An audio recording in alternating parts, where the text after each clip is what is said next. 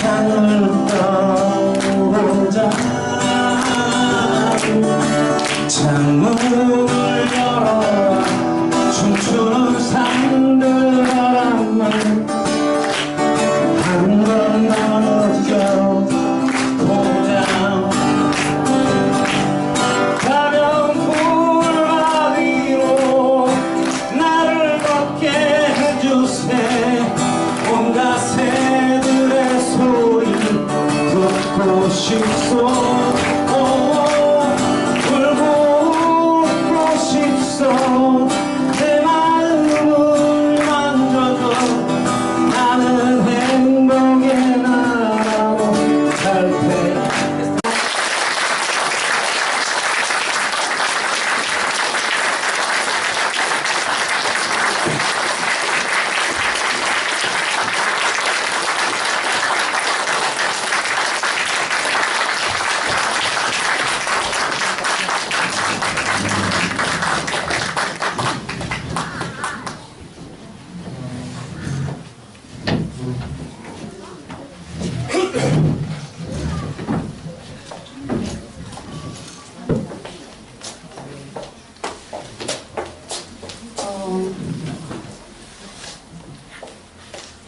지금까지 대략 전국에서 20회차의 콘서트가 진행이 되었고요.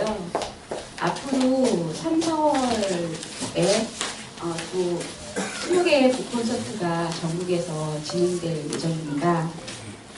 지난 1월과 2월에는 유가족분들이 안산에서 출발해서 행복함까지 도보행진을 하셨다는 건 알고 계실 거고, 좀 아까 얘기 들어보니까 4월 초에도 도보행진을 계획하고 계시다고 합니다. 이분들의 시간이 4.16에 머물러 있지만 이분들의 발걸음은 쉬지 않고 멈추지 않고 오늘까지 왔습니다. 먼저 인사하면서 시작을 하겠습니다. 네. 안녕하세요. 단원고 2학년 7반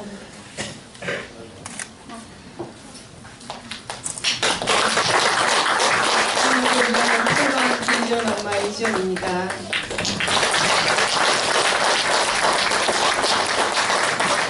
안녕하세요. 저는 2학년 4반 박지연 엄마 이용입니다. 네, 안녕하세요. 2학년 8반 재훈이 아빠 김기현입니다. 네, 안녕하세요. 저는 새로참석 국민대책 회의 공동운영위원장 강대근입니다. 반갑습니다.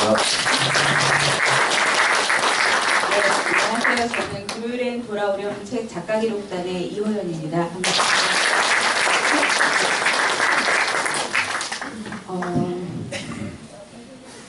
94년 9월 27일 날 989명의 승객을 태우고 에스토니아 탈린을 떠나서 스웨덴의 스톡홀름으로 떠난 배가 침몰했어요. 그래서 852명의 승객들이 타고 있었는데 852명의 승객들이 이제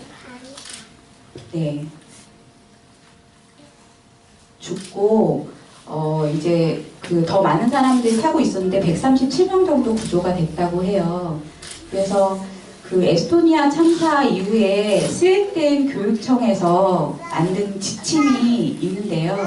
오늘 그 두 가지 이야기로 좀 콘서트를 진행해 보려고 합니다.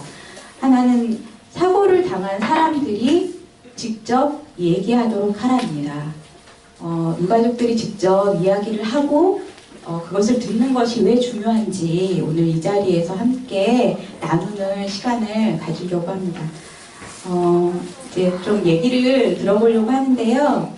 제가 얼마 전에 재훈 어머님하고 통화를 했는데 이제 북콘서트 오늘 두 번째세요. 그래서 이제 저한테 전화하셔서 얘기하기 좀 어렵다고 막 그런 얘기 막 하시는데 이제 그러시더라고요. 아이에 대한 이야기 하는 게 한편으로 좋으면서도 참 어렵다. 하고 나서 마음이 어려워진다. 이런 얘기 하셔서요. 체육관 북콘서트를 통해서 계속 그 이야기의 자리에 나오시게 되시는데 좀 어떤 점이 좋으시고 또 어려우신 점은 어떤 건지 좀 얘기를 들어봤으면 좋겠어요. 그래서 아까 이제 영상에서 나왔지만 아이의 이름을 얘기하는 것도 쉽지 않으신데 이제 계속 이제 이런 자리에 나오시게 되는 상황들이 어머님 어떻게 느끼고 계시는지 좀 궁금해서요. 네. 여태까지 제가 이렇게 살아오면서 별 평범한 그런 사람을 살았는데 이렇게 이 자리까지 오게 되었네요. 사회력 일어나고 난 다음부터 이제 다른 사람들과 대화하는 도중에 사람들의 기억 속에서 저희 아이들이 살아있다는 것을 느꼈습니다. 어쩌다 어떤 사람이 재홍이에 대해서 기억하는 것이 이렇게 개원을 해주시면은 굉장히 좋으면서도 계속 그걸 떠올려야 되니까 굉장히 아픕니다. 이 세상에 없는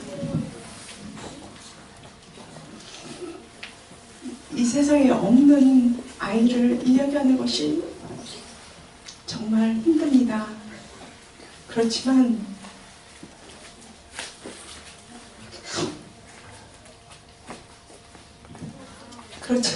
힘들어도 이렇게 얘기하는 이유는 엄마니까 내 아이의 존엄성을 얘기하면서 자연히 우리 아이들의 이야기로 넘어가고 우리 아이들의 이야기를 통해서 그 아이 하나하나의 그런 소중함, 생명의 소중함을 깨달아서 지금 있잖아요. 진도의 차가운 바닷속에 있는 아이들 친구들 찾아내줘야 되는 것은 당연하고, 그리고 또한 우리 온전한 선체인양을 통해서 왜 우리 아이들이 죽고 가야만 했었는지 그거에 대해서 진상규명이 되는 것이 저희 바람입니다. 네.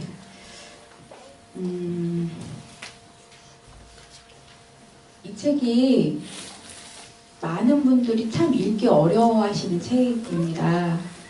어떤 분은 마음에 각오를 하시고 하루에 3페이지씩 읽으신대요.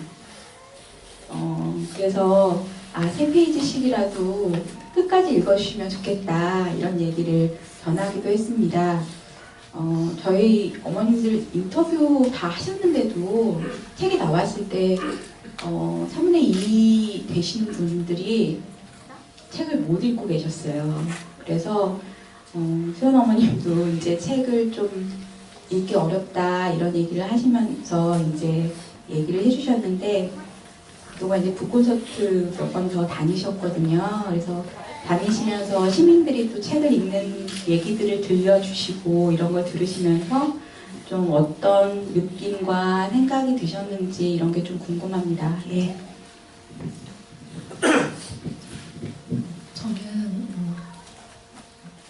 저희 희생자분이 304명인데 희생자 304명으로 기억되는 것이 아니고 그 아이 고유의 이름으로 그 아이로 기억되기를 바라는 마음이 있어요. 그래서 303명 희생자가 아닌 수연이 재훈이로 누군가의 기억 속에 이렇게 남아있으면 하는 마음으로 애 아빠가 인터뷰를 했고, 저는 아까 작가님 말씀하셨듯이 못 읽었어요. 이렇게 선뜻 손이 안 가고, 그래도 저희 아이 이야기는 제가 봐야 될 것 같아서 책을 펴다가 못 읽고 다시 이제 울고 덮었는데, 저는 이런 북콘서트 자리가 정말 어색하고, 제가 너무 평범하게 사는 엄마거든요. 아이들만 생각하고 정말 가정 안에 고 테두리 안에서 산 사람이라서 이런 자리들이 너무 어색하지만, 제가 또 이렇게 와서 저희 아이들 기억해 주시려고 노력하시는 거를 또 만나게 되면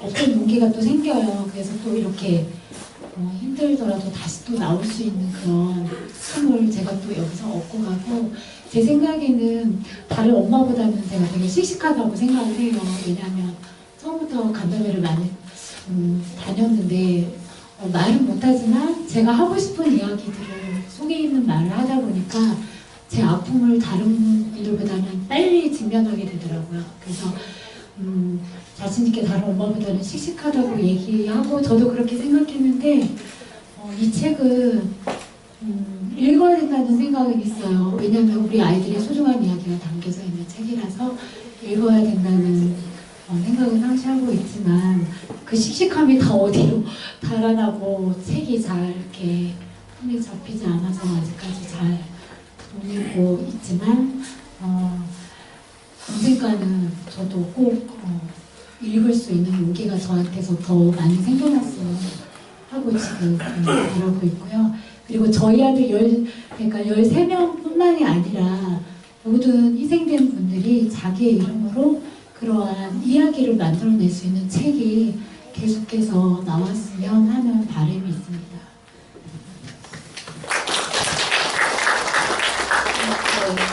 저희가 참 책의 그 특성상 13분밖에 못 담았어요. 근데 저희도 늘 언제 다 이분들의 얘기를 들을까 이런 생각을 하면서 이제 콘서트를 하고 있습니다.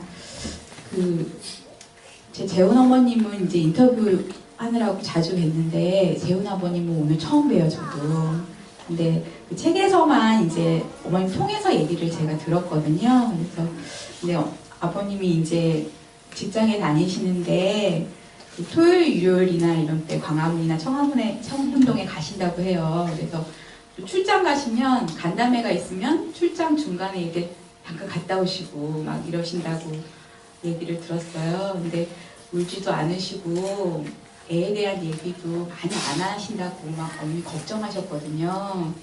그래서 그렇게 다니시는 게 좀 분출을 하는 건가 이렇게 싶다고 얘기를 하셨는데 아버님이 좀 표현할 수 없었던 것, 그런 자리에 꼬박꼬박 가셨던 이유, 이런 것들 어떤 마음이신지 좀 궁금합니다. 지금 저희 유가족들은요, 지금 이 4월 16일 봄 따뜻해지는 이런 계절 지금 최고 지금 무서워하고 있습니다. 오늘 여기 안산에서 이제 오는데 한 12시간부터 와서 오는데 날씨가 너무 좋더라고요. 저희들은 짜증납니다. 욕 나와요. 그때 날씨가 좋은 것만 욕 나오는 게 아니라 또 날씨가 추우면은 오늘 아침에 서울 수목원에 갔다 왔거든요. 그 유리가 너무 찹니다.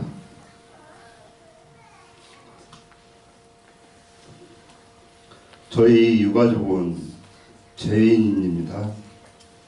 저희 부모님들은 다 그렇잖아요. 우리 애들이 최소한 성인 될 때까지는 그 앞길을 책임져 줘야 되는데 그 앞길을 어쨌든 책임을 못 져준 죄인들이라고 저희는 생각을 해요.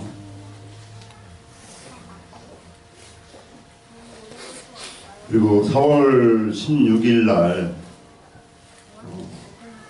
어쨌든 진도에 가서 팽목항에 그날 배를 타고 들어갔어요. 이제 전체는 어떤 준비가 안 돼가지고 전체는 못 들어가고 한 3, 40명 그 정도 들어갔는데 바다가 진짜 너무 잔잔하고 참 좋았어요. 이 뭐 파도도 없었고 날씨도 좋았고.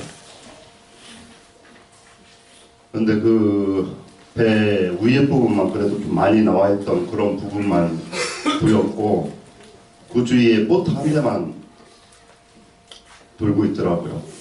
그래도 쭉 보니까 한 2, 300m 떨어진 데에 뭐 해경배인가 한 척이 있더라고요.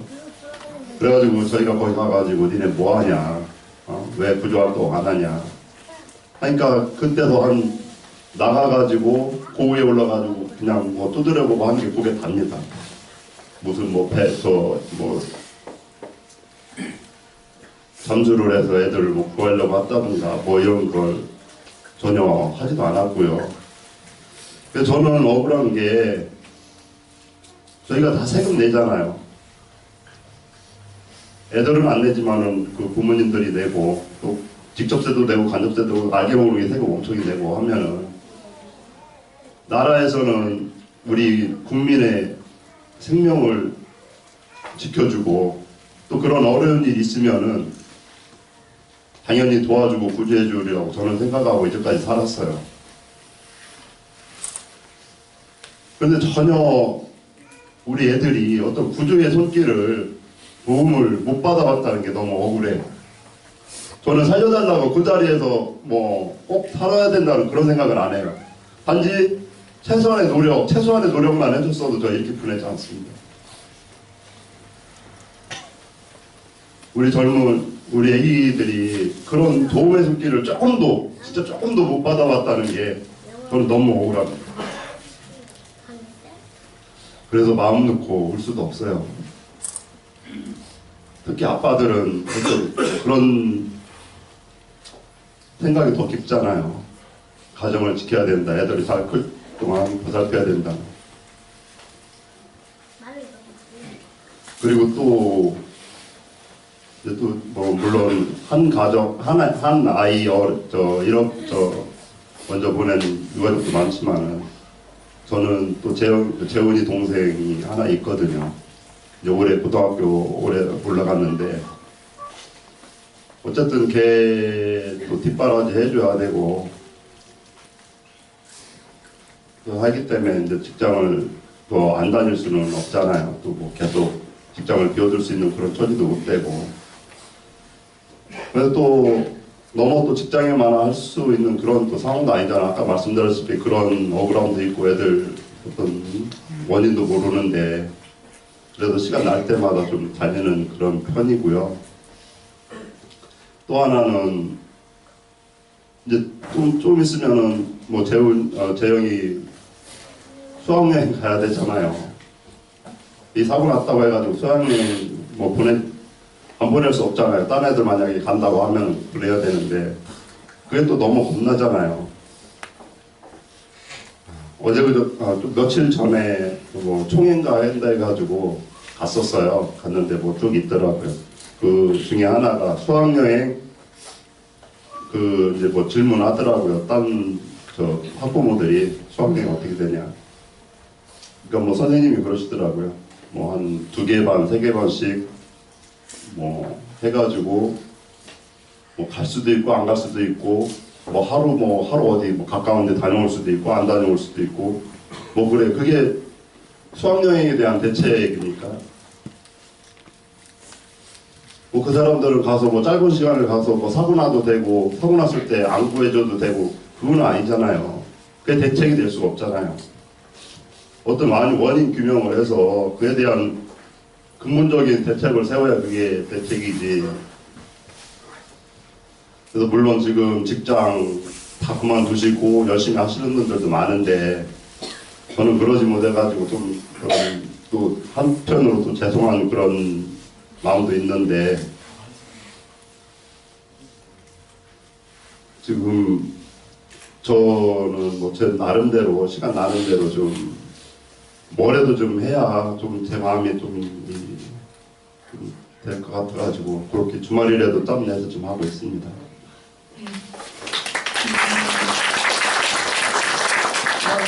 같이 한꺼번에 지셔도 될 것 같아요. 예. 박내곤 운영위원장님 이제 오셨는데요. 사실 되게 많은 참사와 국가폭력으로 인해서 이제 가족을 잃은 사람들과 그동안 거의 오랜 시간을 함께 하셨죠. 그래서 1년 가까이 또 세월호 참사 유가족들과 함께 하시고 계시는데 좀 보시면서 좀 기억에 남는 것들 이런 것들 좀 얘기해 주시면 좋을 것 같아요. 원래 질문은 그게 아니에요. 가장 기억에 남는 장면이 어떤 거예요? 네. 거의 대해서 네. 얘기했는데 많은 분들이 그럴 것 같아요. 저는 이제 그 1년 가까이 지나면서도 계속 기억에 남는 게 그 유가족들이 행목항의 바닷가에서 모터를 뒤집어 쓰고 엄마든 아빠든 얼굴은 안 보이죠. 그 뒷모습만 보이는 그렇게 하염없이 앉아서 울면서 또 이렇게 기다리는 그 모습이 가장 기억에 남아요. 그렇게 기다렸는데 아직도 돌아오지 못하는 사람들도 있는 거잖아요. 지금까지 1년이 다 돼가도록 그렇게 못했던 거 이런 것들이 기억이 남고요. 또 유가족들하고 같이 하면서 또 기억에 남는 게 100일 때 그때 이제 그 전날 안산에서 이제 걸어왔잖아요. 도보행진 했잖아요. 그리고 24일 날 7월 24일 날 서울광장에서 문화행사 갖고 밤 10시 넘어서 이제 광화문을 이렇게 이제 행진해 올 때 비가 엄청 쏟아졌거든요. 그래서 광화문에서 청와대를 간다고 하는 그랬을 때 거기 이제 경찰들이 이제 막았고 거기서 이제 그 억수로 쏟아지는 비를 쫄딱 맞으면서 밤 2시 넘도록 거기 있을 때 그때의 그 모습들이 기억에 남는 거죠. 유가족들이 이렇게 완강하게 갈 수 있구나라고 하는 것들을 그런 것들을 좀 봤고요. 사실 이제 세월호 싸움은 우리는 좀 끝까지 잊지 않겠다, 끝까지 함께 하겠다라고 했는데 이 끝을 둘러싼 싸움이거든요. 이 끝을 빨리 끝내려고 하는 사람들 있잖아요. 세월호 참사 빨리 끝내려고 하는 사람들, 이런 사람들이 있고, 그 사람들은 가급적 빨리 끝내고 덮고 묻어버리고 사람들 기억 속에 사라지길 바라는 거잖아요. 그죠? 근데 우리는 그럴 수는 없는 거죠. 유가족들도 그렇고 우리도 그렇고 정말 그 끝이 어딘지 1년이 갈지 2년이 갈지 3년이 갈지 또는 더 많은 시간 동안 우리가 가야 되는데 정말 진상규명, 책임자 처벌, 안전사회 이번에만큼은 진짜 끝까지 밀고 가자. 끝까지 밀고 가는 그런 과정 속에서 이 세상은 바뀔 것 같아요. 우리 이제 뭐 민주주의 뭐 이런 것들도 먼 데서 있는 게 아니라 세월호 참사 갖고 끝까지 밀고 가는 그 속에 있는 거다. 쟤네들은 이 끝을 빨리 좀 맺으려고 하는 그 사람들에 맞서서 우리는 끝까지 밀고 가자. 이 끝은 우리가 정한다. 그죠? 우리가 정해야 돼. 저들이 정하는 게 아니라 우리가 정할 수 있어야 된다고 생각을 하는 거죠. 그런 1년여의 과정 속에서 유가족들과 함께 하면서 이 유가족들하고는 정말 끝까지 갈 수 있겠다. 다른 참사 같은 경우는 하다가 말고서 그냥 묻어버리고 묻혀버리고 그랬었는데 끝까지 밀고 갈 수 있겠다. 그런 생각들을 해봤습니다. 저희가 이렇게 올 수 있었던 것도 참 유가족분들이 계셨기 때문에 가능한 일이었던 것 같아요. 재원 어머님 제 인터뷰했을 때 라디오 음악 프로그램 되게 자주 들으시는데 이제 4.16 이후에 더 이상 음악을 들을 수 없었던 이야기를 해주셨어요. 그래서 제가 책에 이제 소리가 없는 삶이라고 제목을 달기도 했는데요. 좀 요즘 이제 어떻게 지내시는지, 그리고 이제 재영이 아까 얘기 나왔는데 재영이도 너무 의젓해져서 오히려 마음 아파하셨어요. 그래서 그런 얘기들 좀 들려주시면 좋을 것 같아요. 라디오 얘기를 했는데요. 라디오를 들으면서 저는 이렇게 하루 종일 일을 했어요. 그랬는데 그 라디오를 못 듣는, 여태까지 못 켜고 있어요. 편히 즐길 마음의 여유를 저 스스로가 허락을 안 하는 거죠. 여전히 저희 마음은 2014년 4월에 머물러 있습니다. 그리고 재영이는요, 저희 유가족 같은 경우에는 큰일을 당한 사람들은 자기의 감정이나 그런 것들을 표현하고 흘려보낼 줄 알아야 되거든요. 그래야 나중에 큰 트라우마가 없다라고 그렇게 저는 듣고 있어요. 근데 재영이 같은 경우는 울지도 않고 자기의 마음을 표현하지도 않아요. 그리고 뭐 엄마가 추모공원이며 분향소며 뭐 유가족들이 같이 가는 그런 곳에는 절대 참석을 안 합니다. 그래서 부모 입장에서는 엄마를 위해서 울어주지 않는 재영이가 마음에 서운해서 재영아 그러면 되겠니? 왜 그러니? 이렇게 얘기를 하면 재영이는 엄마는 나랑 항상 함께 살고 있는데 같이 움직이면서 느끼고 있는데 그 곳에 가는 것이 무슨 의미가 있느냐면서 저한테 되묻습니다. 재영이한테 형아는 롤모델이었습니다. 어느 날 사촌 조카가 얼마 전에 와가지고 재영이하고 말싸움을 하더라고요. 근데 엄마 입장에서는 재영이가 그만 좀 다그쳤으면 좋겠는데 자꾸 조카한테 이렇게 그러는 거예요. 그래서 그만 좀 하라는 그런 말로 제가 재영아 너한테 엉아는 어떻게 대해줬어? 라고 물어보니까 그제서야 재영이가 뭔가를 알았다는 것이듯이 응 맞아 그러면서 말싸움을 그치더라고요.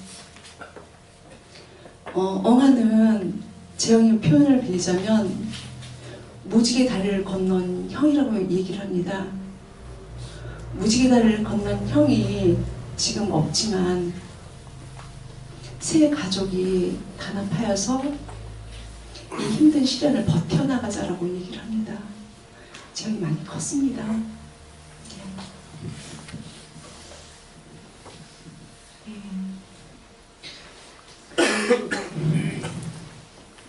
그러네요.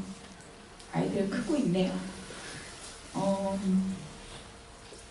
그 책에 보면 그 수연이 버킷리스트 얘기가 나와요. 많이 이제 얘기되기도 했는데 그 수연이네 가족이 그걸 대신하시기도 하시고 그게 알려지면서 많은 분들이 그 버킷리스트의 내용을 채워주시기 위해서 많이 또 함께 해주시기도 하셨습니다. 그래서 제가 물어봤더니 더 이렇게 된 것들이 있다고 얘기를 해주셔가지고요. 그런 얘기 좀 들어보면 좋을 것 같아요. 네. 수연이 버킷리스트는 딸아이하고 저하고 장례식이 끝나고 책상 서랍을 정리하다가 저희가 발견하게 됐어요. 그래서 이제 블로그에 올리면서 그것이 알려져서 이제 몇 가지 이룬 것도 있고 지금 이제 이뤄가는 것도 있는데 아이 아빠랑 저랑 저희 딸 정연이는 정연이는 어떤 마음인지 제가 잘 모르겠어요. 근데 애 아빠랑 저랑은 이게 자식도 없는데 이제 자식이 살아서 할 일을 부모가 하는 게 무슨 의미가 있을까? 우리 만족하려고 하는 건 아닐까? 가끔가다 그런 얘기를 해볼 때가 있어요. 근데 그럼에도 불구하고 아이가 못하고 간 것을 대신 해주고 싶은 부모의 마음이죠. 그런 마음으로 저희가 같이 하고 있고 또 그 버킷리스트를 같이 해가면서 남은 가족이 더 단단하게 뭉칠 수 있는 또 그런 계기가 되기도 했어요. 그래서 얼마 전에 1월 달에는 수연이가 가고 싶었던 일본 여행, 제가 수학여행 갔다 오고 고등학교 2학년 겨울방학에 제가 혼자 보내주겠다고 약속했던 그 일본 여행을 남은 세 가족이 가서 하고 왔는데 좋은 분들을 많이 만났어요. 일본 분들 이제 만나서 우리 이야기들도 하고 그리고 수연이가 보고 싶어 했던 곳들 그런 곳들을 저희가 대신 보고 오면서 눈물도 많이 나긴 했지만 그래도 또 한 가지 이룬 것 같아서 마음이 그래도 조금 좀 위안받고 왔다는 그런 마음이 생겼고요. 그리고 많은 분들이 도와주셔서 뮤지션 사인 받는 것들은 많이 이뤘고 그리고 딸아이라고 저하고 참 수연이가 엉뚱맞다라는 생각을 많이 했어요. 고3까지 2,000권 책을 읽는데 저희가 하루 계산을 해보니까 하루에 한 권씩 읽어도 몇 년을 읽어야 되는 분량인데 이 녀석 정말 뜬금없다. 이거 어떻게 계산해서 2,000권이야? 이렇게. 그래서 저희 딸아이하고 저하고 지금 엄청난 숙제에 봉착해 있어서 지금 차근차근 책을 읽고 있고요.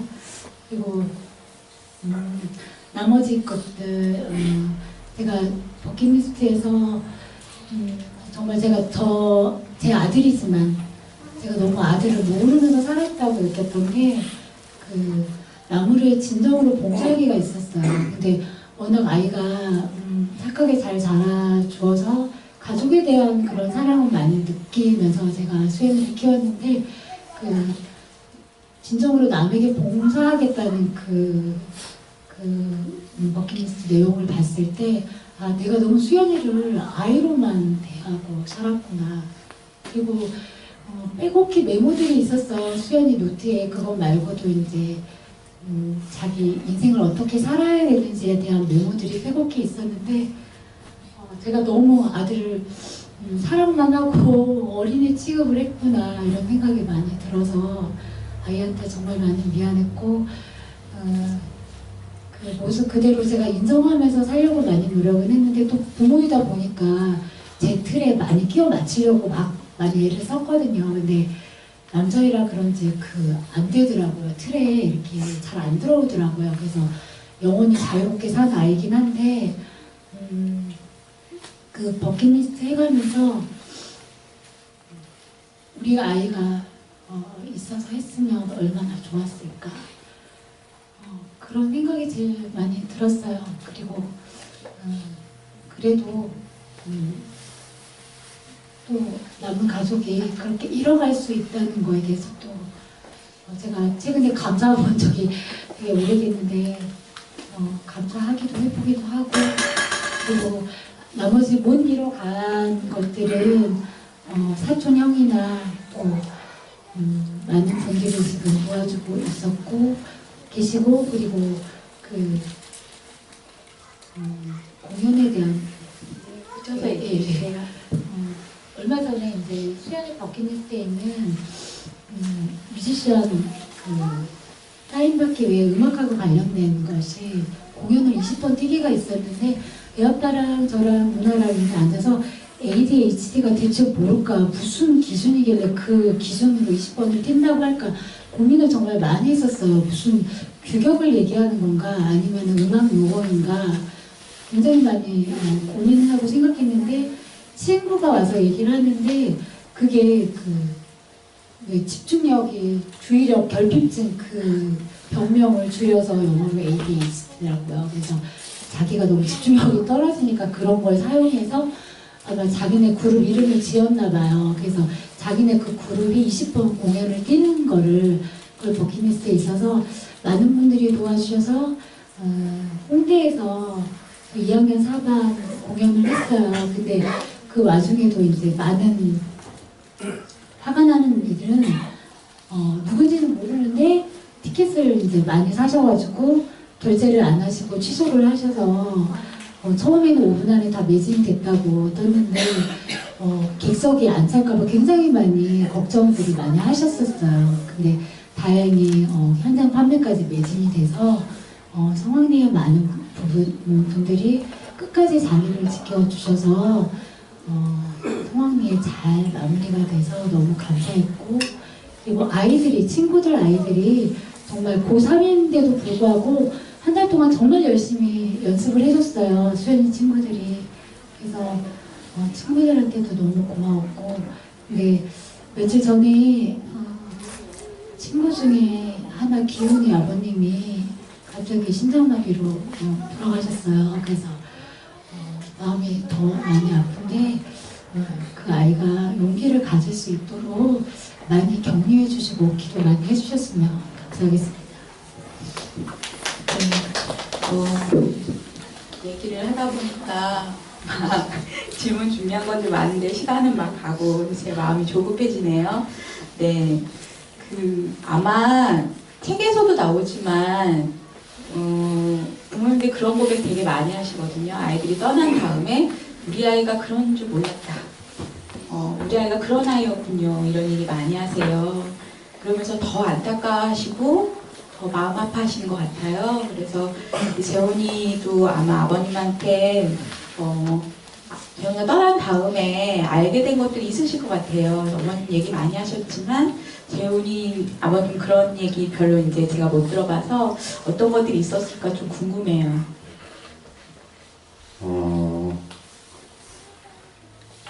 저도 평평한 그냥 대한민국의 아버지입니다. 그래가지고 저희는 또 남자애들만 둘 있고 하다 보니까 다 똑같잖아요. 아빠하고 아들하고 그렇게 또 같이 얘기하는 그런 것도 많지 않고 저번 달 23일 구정 끝난 다음 월요일이 저희 애기 생일이었어요. 그때도 좀 많이 아팠습니다. 그때 그걸 저 이웃이라는 거기에서 그 생일잔치를 해줘가지고 이제 하고 했는데 그 친구들이랑 선후배들이랑 와가지고 많이 와가지고 그 얘기를 좀 해주더라고요. 저보다 참 잘 살고 있구나 그런 걸 많이 느꼈습니다. 내가 걱정하고 솔직히 이렇게 많이 간섭을 하고 항상 부족하고 뭐 같은 거 해도 또 제 마음에 안 들고 하던 그런 애인데 밖에서 생활하고 하는 거는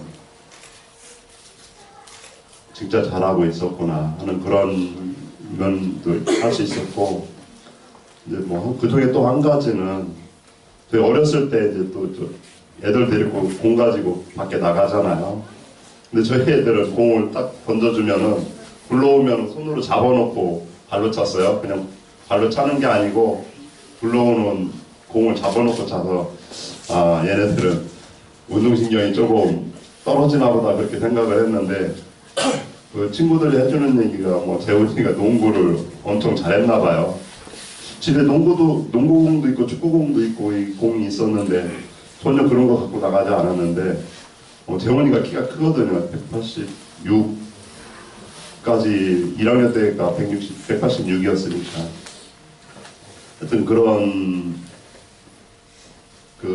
면도 있었고 여기 계시는 그 어머니 아버님들 다 자식이 못 믿으시겠지만은 더 잘하고 있다라는 걸 믿어주셨으면 좋겠습니다. 네. 제가 이제 이 책 소개할 때 그 한국 사회의 부모님들이 다 읽어야 하는 부모 지침서다 이런 얘기를 제가 하곤 하는데요. 이제 생일 얘기까지 해주셨는데 그 영상에도 나왔지만 지난주에 미지의 생일이었어요. 저희가 이제 아이들 생일을 알고 있는데 생일이 되면 아는 척을 하기가 좀 쉽지 않아요. 그래서 어떻게 지내셨어요? 이런 얘기를 하게 되는데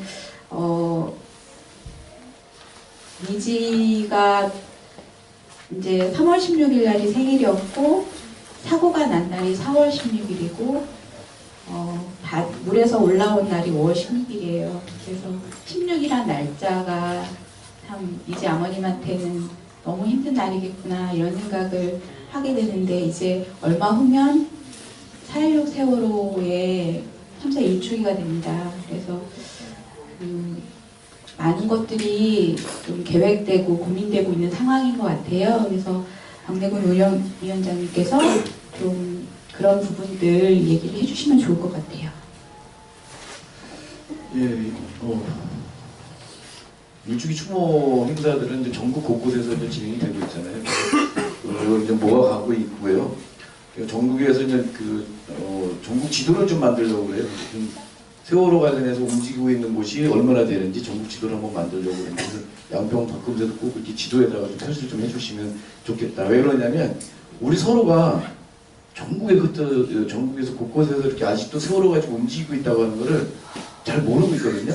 우리만 하는 것 같고 많이 잊힌 것 같고 근데 정말 규정이 다 되겠지만 많은 사람들이 같이 하고 있거든요. 다양한 일들을 하고 있어요.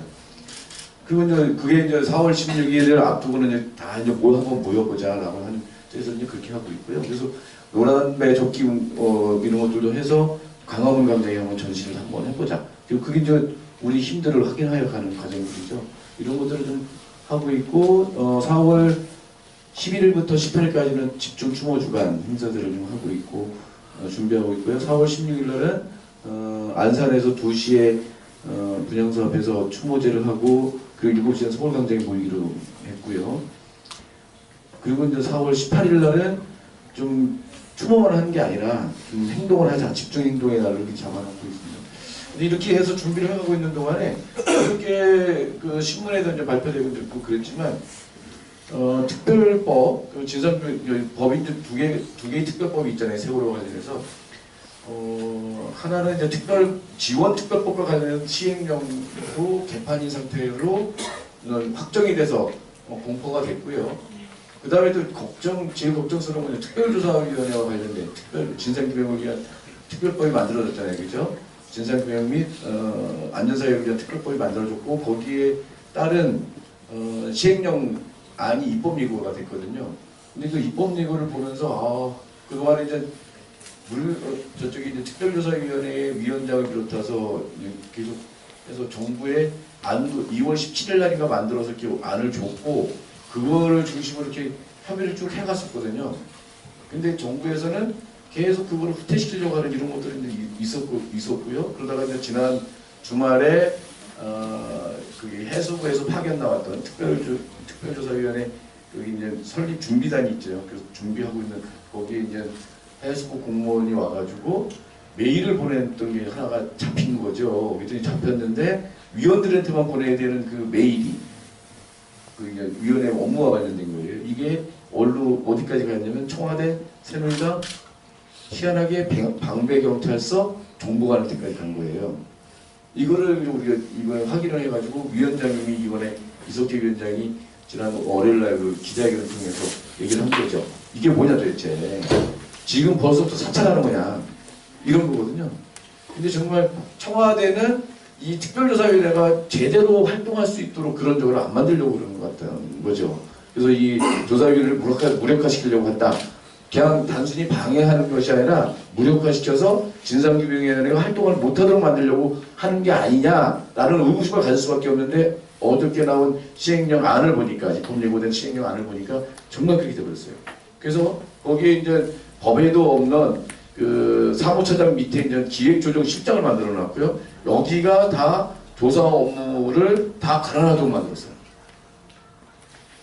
그러니까 위원장과 위원들이 할 게 없는 상황이 되버린 거예요. 위원장과 위원들은 심의만 하고 회의만 하라는 거예요. 실제 조사 업무나 이런 것들은 자기네들이 하겠다. 이렇게 된 거기 때문에 특별조사위원회에서 진상규명을 위한 어떤 활동들을 실제 못하도록 막는 상황이 돼서 이제 저희가 가족들하고 국민대책회의는 월요일부터 집중농성을 강화문에서 들어가겠다. 416시간 동안 강화문에서 농성을 진행을 할 거고 그리고 4월 4일 5일 다시 도보행진에서 강화문으로 모여서 보다도 강도 높은 그런 싸움들을 만들어가야 되지 않느냐라는 생각들을 하면서 이 일주일을 준비하고 있습니다.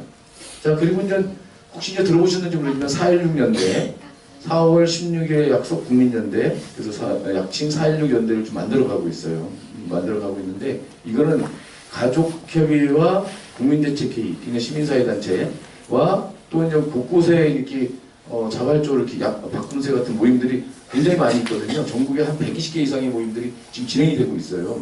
해외 빼고 해외도 연결되지만 그래서 여기까지 다 한꺼번에 묶는 이런 네트워크를 구성하고 있는 중인 거죠. 그래서 일주기 초기간 중에 이렇게 해서 잘 만들어야 될 것 같고 그래서 지금 현재는 이제 수도권 중심으로가 되어 있지만 일주기를 경과하면서는 영남, 호남권까지 해서 전국을 다 묶는 그런 걸로 해서 4.16연대를 만들어 가려고 합니다. 우리는 아까 제가 끝에 대한 얘기를 했지만 우리가 끝을 우리가 정하기 위해서는 그 힘이 있어야 되잖아요. 그 힘을 계속 더 키워야 되고 더 강해져야 되고 또 새로워져야 되는 거죠. 이 4.16 연대를 통해서 그런 일들을 해 나가려고 합니다. 여러분들이 거기 4.16 연대에 약속 지킴이었던 분들 특히 어떤 분들은 이제 그 4.16 연대 회원으로 가입해 주셔야 되는 거죠. 그래서 이제 지속적으로 우리는 끝까지 밀고 나가겠다라는 거고 새로 사무실도 만들고 그래서 그 힘으로 일주일 준비하고 또 싸움도 해가면서 해가야 될 것 같습니다. 네. 당사자들이 직접 얘기하게 하라라는 지침은 아마도 그런 의미인 것 같습니다. 유가족들의 목소리가 스스로 나오는 것 그리고 그걸 제대로 듣는 것이 진실을 향한 과정이다라는 얘기인 것 같아요. 그 중요한 두 번째 지침 중에 하나가 저는 이 말을 듣고 참 많은 생각을 하게 됐는데 위로하지 말고 위로가 되라라는 말입니다. 예, 위로하지 말고 위로가 되라. 그 얼마 전에 옥천에서 북콘서트가 있었어요. 근데 옥천에서 북콘서트 이후에 작은 변화들이 있었다고 얘기를 들었습니다. 노란 리본을 단 이들이 되게 많이 눈에 띄고 옥천 성당에 담벼락에 희생자를 애도하고 인양을 촉구하는 25m짜리 대형 현수막이 붙었다고 해요. 가장 감동적이었던 얘기는 동네 슈퍼가 있는데 슈퍼 사장님이 그 슈퍼 앞에 국화꽃이 그려진 개인 현수막을 다셨어요. 그러면서 작은 동네 슈퍼다 보니까 주민들 눈치가 보여가지고 1년 동안 주저했는데 유가족들 만나고 나니까 도저히 그냥 있을 수가 없었다. 그래서 하게 됐다. 너무 늦어서 미안하다라고 얘기를 하셨어요. 그래서 이 이야기를 들으면서 저희 작가 기록단 참 많은 위로를 받고 그것이 위로가 되었습니다. 그래서 이 얘기를 들으신 유가족분들도 아마 위로가 되셨을 거라고 생각이 들어요. 그래서 이제 좀 각 분들에게 마지막 질문을 좀 하려고 하는데요. 그 재훈이 어머님의 얘기들이 있어요. 그래서 그 질문 전에 얘기하고 연결되는 부분인 것 같아가지고 한 분이 이제 낭독을 준비를 하셨어요. 마침 재훈이 어머님의 이야기에서 가져오셨다고 하더라고요. 그래서 연결되는 부분이라서 먼저 듣고 조금 진행을 해보려고 합니다. 예, 어디 계신가요?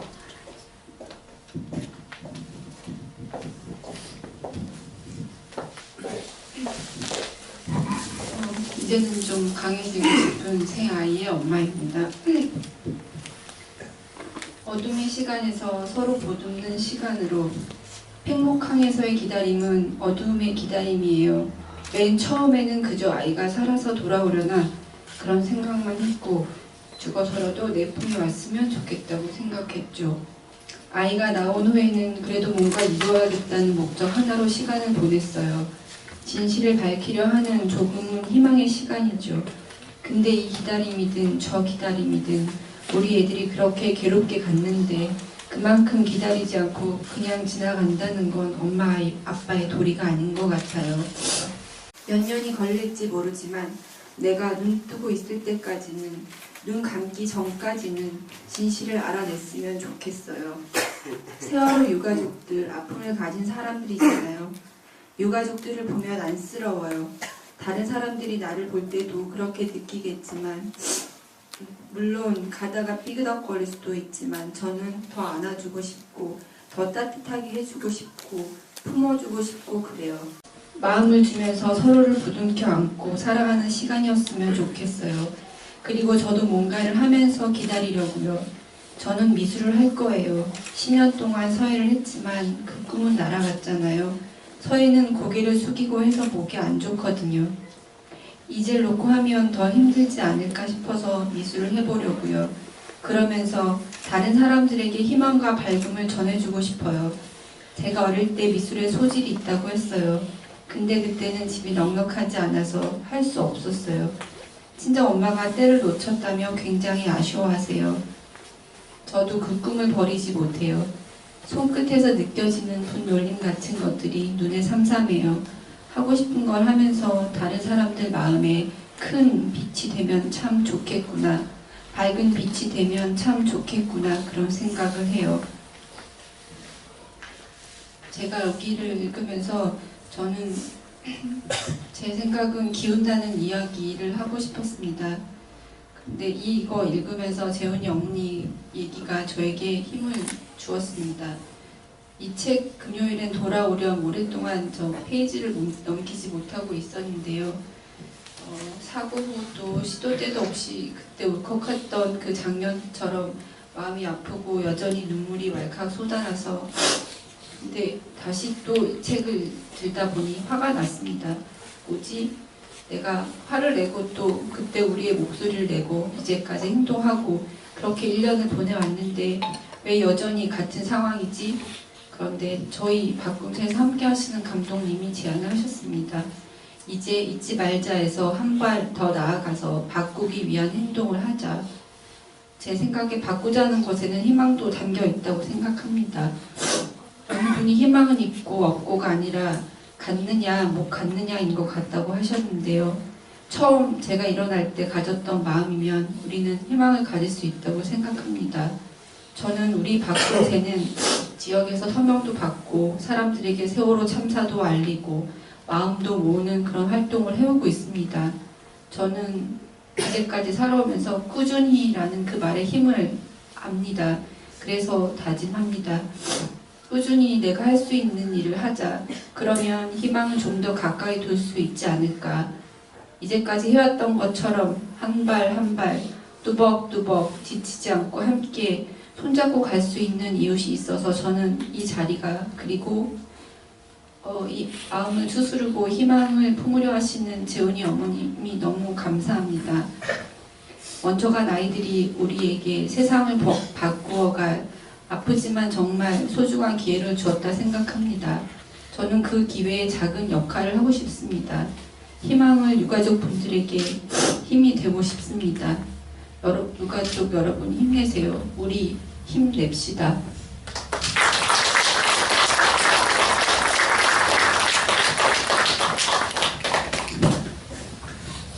네. 출판사에서 이 13분의 이야기의 순서를 어떻게 정할까 많은 고민을 하셨는데 결국은 재훈 어머님 인터뷰가 마지막에 갈 수밖에 없다 이런 결론을 냈다고 하시더라고요. 이게 어떤 우리에게 던지는 메시지가 있기 때문인 것 같습니다. 어머님 책에서 이제 밀양 이야기, 강정마을 이야기, 쌍용자동차 해고 노동자들 이야기들을 얘기하시면서 후회하시는 얘기들, 왜 그들을 내가 보지 못했을까라고 얘기하시기도 하셨고, 삼문백화점 붕괴 사고로 이제 아이를 잃은 부모를 만나서 위로를 받으신 이야기도 책에 있습니다. 4.16 이후에 시간들 속에서 어머니께서 위로가 되었던 것들, 그리고 요즘 이제 어떤 사람들이 좀 마음에 계속 떠오르고 계신지 이런 게 좀 궁금해졌어요. 이 대목을 읽으면서 얘기를 해주시면서 이제 하고 싶은 얘기 또 같이 붙여서 해주시면 좋을 것 같습니다. 예, 저 국회에서 있었던 일입니다. 곱지 않던 그런 국회의원들의 그 시선과 그리고 차가운 바람 속에서도 그런 상황에서 자생적으로 이렇게 생겨난 작은 시민 단체들이 그런 마음이 온전히 느껴졌어요. 그건 제 마음속에 남의 일이 아닌 내 일이라는 그런 의식 속에서 행동으로 나아가는 그런 마음들이었거든요. 그런 것들이 저한테 굉장히 큰 위로가 되었었고요. 그리고 요 사이에 유가족들이 굉장히 많이 힘듭니다. 아까 재훈이 아빠가 얘기하신 것처럼 아이들이 하늘로 간 그 시절이 다가오기 때문이고요. 그래서 꽃 몽우리가 맺히는 것도 그렇고 꽃이 피는 것조차도 보는 것도 너무 힘듭니다. 참사 이후 1년이 다 되어가는데 안전한 나라가 됐습니까? 변화된 것이 있습니까? 그래서 더욱 힘듭니다. 우리 같은 유가족들의 마음을 들여다봅니다. 그들 마음을 들여다보면 물론 아까 그 책 속에서도 똑같은 말들이 제가 준비한 얘기에 똑같이 나와 있더라고요.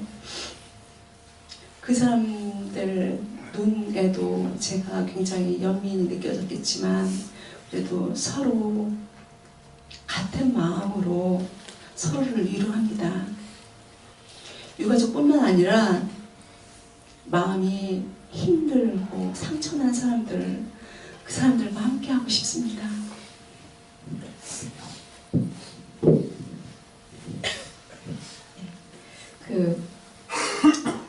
수연 어머님도 책에서 많이 이제 많은 분들이 얘기하셨지만 살려 겪으면서 참 그동안 알지 못했던 것들, 보지 못했던 것들 이런 것들을 보게 되시고 알게 되시고 이런 과정들이 참 많이 얘기가 있습니다.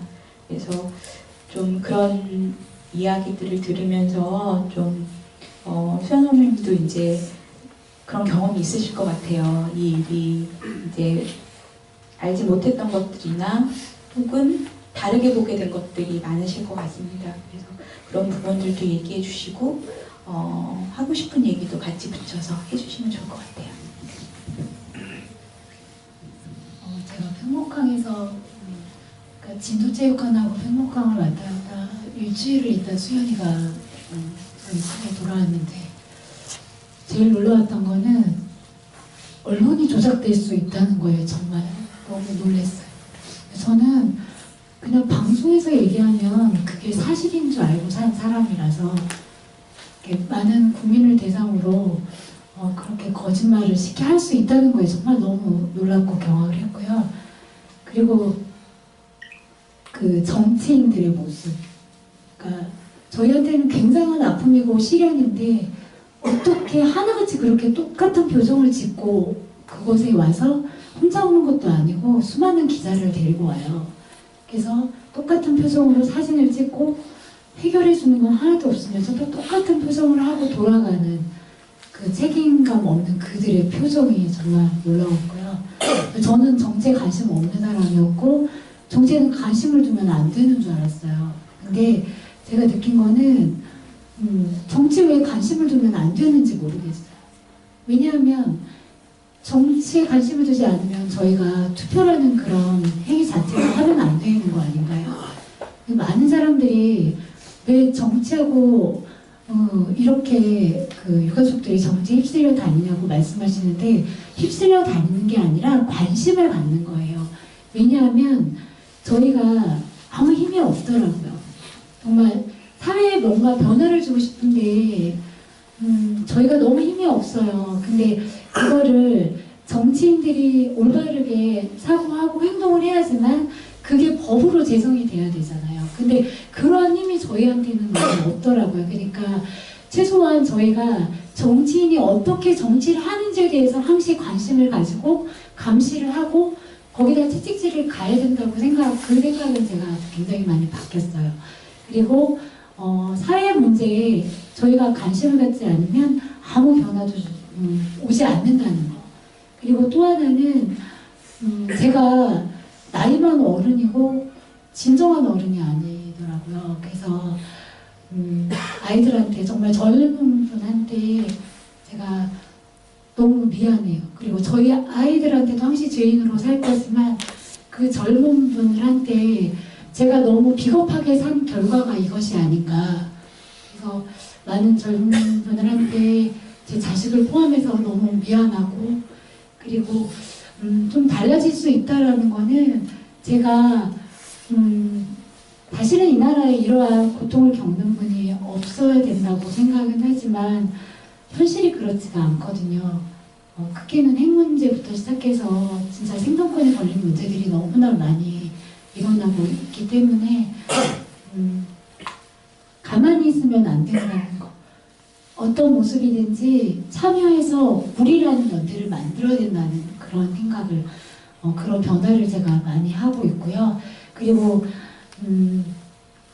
제가 드리고 싶은 말씀은 제가 끝까지 싸울 거라고 늘 말은 하는데 제가 가는 길이 잘 가는 길인지 잘 모르겠어요. 그리고 제가 아이들한테 부끄럽지 않은 어른이 되고 싶은데 지금 너무 늦게 깨달은 거지만 부끄럽지 않은 어른이 되고 싶은데 그 길을 제가 어떻게 가야 될지에 대해서는 아직도 계속적인 고민을 하고 있어요. 제가 가는 길이 어떤 길인지 잘 모르겠고 그리고 어떻게 가야 될지도 잘 모르고 막연하지만 절대 아이들이 부끄럽지 않은 그런 어른으로 가겠다고 약속드릴 수 있고 또 저희 수연이 나중에 만나면 꼭 두 눈 부끄럽지 않게 눈 마주치면서 엄마 열심히 잘 살고 왔다라고 말할 수 있는 그런 엄마로 살아가려고 합니다.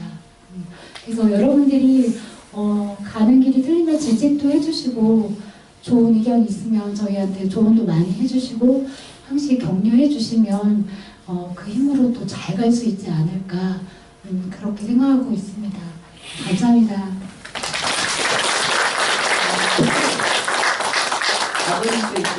예, 하고 싶은 말씀도 해주시고 좀 이렇게 예, 변화된 어떤 고민이나 생각들도 나눠주시면 좋을 것 같아요.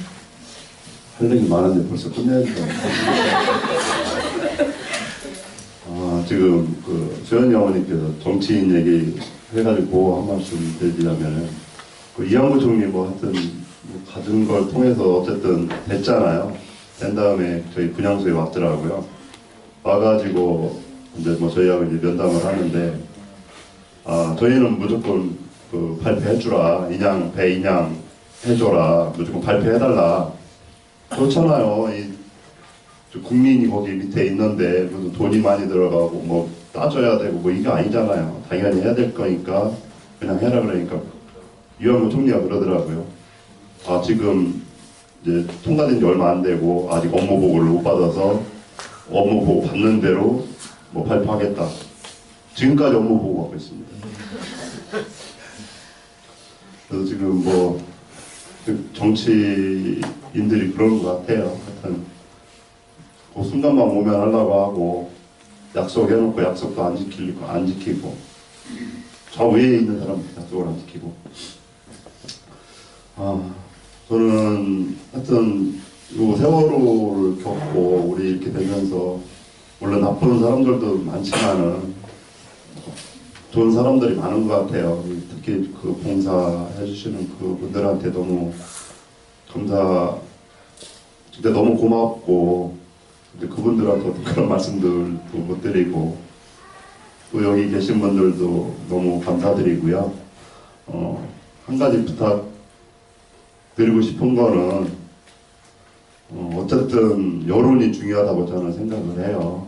물론 여기 계신 분들은 저희한테 다 어떤 좋은 생각 갖고 또 많이 관심도 가져주시고 그러시는데 이런 그 시골이라든가 이 조금 정보 홍보를 이 뉴스를 접하는 거 MBC, KBS, 뭐 SBS 이런 쪽만 보시는 분들은 저희의 이 진실을 그걸 잘 모르시는 것 같아요. 그런 분들한테 그런 분들이 계시면은 그분들은 뭐 그게 아니라고 하잖아요. 그러니까 진실을 잘 설명을 해줘서 그분들이 잘 이해를 해줘서 여론이 저희 유가족들의 어떤 그 의견에 많이 동조할 수 있도록 좀 많이 그 홍보 좀 해주세요. 네, 감사합니다.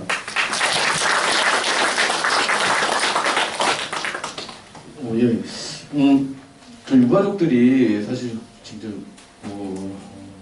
유가족들한테 고맙다고 우리가 인사를 해야 되잖아요, 그죠? 유가족들이 사실 이 싸움을 포기하고 그랬으면 이제 이 싸움들 몇 가지도 오지 않았고요. 특별법 정말 어려운 조건 속에서 만들어낸 거예요. 굉장히 비흡한 거고 우리 성향 안 차는 거지만 그래서 유가족들이 정말 그런 결심을 했고 사실 이제 그 결심을 하고 진상규명 책임자 처벌 안전사회를 위한 특별법 만들겠다고 자기 스스로도 이렇게 회의를 해서 결정할 때 그런 생각했었어요. 이분들이 이게 얼마나 힘든 건지 모르니까 이걸 하는 거다. 근데 어쨌든 저분들은 아이들과 약속인 거거든요. 그래서 이렇게 한 거죠. 그래서 지금까지 왔어요. 그래서 그 특별법까지 만들었고 이때 이제 지금 아까 위로가 되는데 우리가 사실 유가족이 같은 마음으로 가야 되는 거잖아요. 그리고 이게 이제 유가족들의 싸움이어서는 안 되거든요. 국민들의 싸움이어야 되죠. 여기 유가족들은 어떻게 하든 간에 그 아이들이 돌아올 수 없는 거죠. 그리고 이분들은 진짜 나중에 죽어서 아이들 만날 때 떳떳하고 당당하고 너의 저기를 이름을 헛되이하지 않도록 열심히 살았다고 하려고 하는 거잖아요. 다른 가족들은요, 지금 우리 대한민국 전체가 세월호잖아요. 우리 모두가 세월호 탑승객인데 어디서 어떤 재앙이 터질지 몰라요. 세월호를 풀어주지 못하면 누가 이제 그런 거를 하잖아요.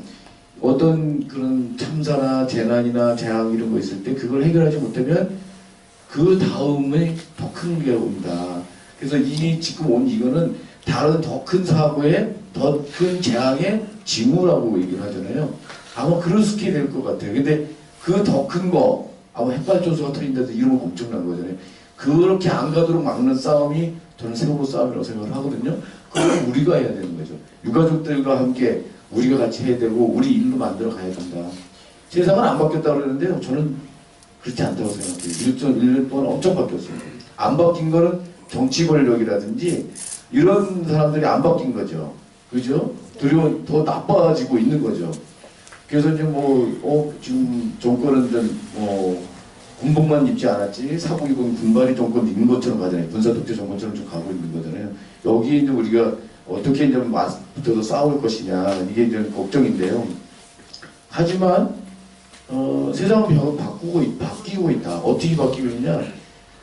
1년이 다 됐는데 아까 얘기했죠. 각 지역에서 계속 움직이는 사람들이 정부에서 움직이는 사람들이 120개 넘게 움직이고 있어요. 다만 이 힘을 제대로 못 모아내는 거죠. 근데 우리가 작년에 서명운동한 것처럼 특별법 서명운동한 것처럼 다시 움직인다면 지금 세월호 인양 우리 해낼 수 있다. 세월호 인양 서명 또 그렇게 해보고 그리고 특별조사위원회 정상화시킬 수 있도록 우리 다시 한번 목소리 모으고 힘을 한번 모아보자. 전국에서 들썩들썩하면서 움직이고 또 때로는 서울로 전체로 집중해보고 하는 싸움들을 만들어가는 거. 저 사람들은요 대통령 자리에서 쫓겨날 정도까지 싸워야지 이게 세월호 진상규명, 세월호 인양 이거 하겠다고 할 거예요. 그죠? 자기네들은 이거 세월호 진상규명이 되면 자기네들은 그러니까 진실을 밝히고 싶지 않은 거죠. 이런 사람들하고 우리가 싸워가는 거다. 그런 악의 세력들하고 싸워가는 일 속에서 우리 힘들도 강하게 만들어야 되겠다. 그러기 위해서 4.16 일주기를 전후한 이런 시기에 우리 힘들 다시 한번 모아왔으면 좋겠다. 그리고 여기 양평 박금수에 너무 잘하고 있지만 이제 박금수의 회원들도 더 늘리고 이 지역에서 더 많은 사람들 우리 회원을 만들어 가면서 이렇게 해줬으면 좋겠다. 더 커지고 더 강해지고 지치지 않고 포기하지 않고 제가 아까 말씀드린 것처럼 끝은 우리가 정한다.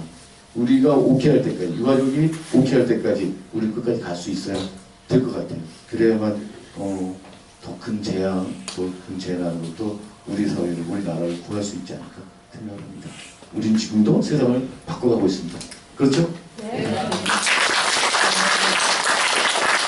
말씀하셨겠지만 몇 분이시기 때문에 얘기를 더 많이 하고 싶으실 수도 있는데 시간 관계상 좀 이제 여기까지 하려고 하는데요.